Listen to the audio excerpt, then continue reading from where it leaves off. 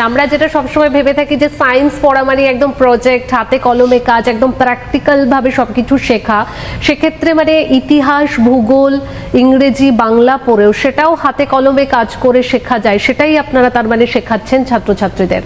একদম, যেটা আপনি আমার সহকর্মীর কাছ থেকেও শুনলেন। আমার বিভাগে, ইতিহাস বিভাগের আমি একটা উদাহরণ দিই, সিস্টেমনিকেতন ইউনিভার্সিটিতে কিভাবে আমরা একদম হাতে খড়ি যাকে বলে সেটা আমাদের সিলেবাসেরও পার্ট। ধরুন বাংলা আজকে দ্বিতীয় এসছে ট্যুরিজমের দিক দিয়ে, ইন্টারন্যাশনাল ট্যুরিজমের দিক দিয়ে। আমাদের কিন্তু কারিকুলামে heritage studies and conservation management আছে, হেরিটেজ ট্যুরিজম যেটা। এবার এটা তারা শিখছে কিভাবে, তারা দেখছে যে কিভাবে হেরিটেজ, ধরুন বিষ্ণুপুর, কিভাবে পুরুলিয়া, বাঁকুড়া, এগুলোকে হাইলাইট করতে পারে একটা ইতিহাসের ছাত্র। ইতিহাস মানেই তো গতানুগতিক সবাইকে মাস্টারমশাই হতে হবে, শিক্ষিকা অধ্যাপিকা হতে হবে তা নয়। আমাদের ছাত্রছাত্রীরা এদিকটা দেখছে। আরেকটা ধরুন উদাহরণ দিচ্ছি, আমাদের নিউমিসম্যাটিক্সের কোর্স আছে। বিনিয়োগের এবং যারা আর্টে ইন্টারেস্টেড, যারা কনজারভেশনে ইন্টারেস্টেড, তারা কিন্তু ভীষণভাবে অকশন হাউস থেকে জিনিস নেয়, অনেক বড় বড় শিল্পপতিরাও নেয়, তাছাড়াও যারা কালেক্টার্স তারা নেয়।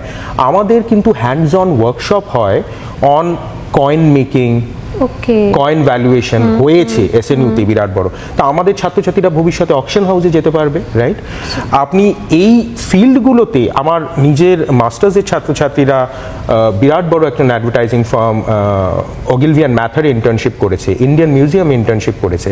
তো আমার মনে হয় যে আজকের দিনে এই ধারণাটা থাকাই উচিত না যে ইংরেজি বলুন, ইতিহাস বলুন বা সোশ্যোলজি, পল সায়েন্স যাই বলুন, যে এগুলোতে ছাত্রছাত্রীরা যা ওই পুঁথিগত বিদ্যা পড়ছে ওটা ক্লাসরুমে সীমাবদ্ধ, তা কিন্তু একদমই নয়। তারা সেগুলোই পড়ছে যেগুলো তাদের জীবন নয় বা তাদের ভবিষ্যৎ প্রজন্ম নয়, সমাজে অগ্রসর হওয়ার প্রতি বিভিন্নভাবে কাজে লাগবে, বিভিন্ন সেক্টরে কাজে লাগবে।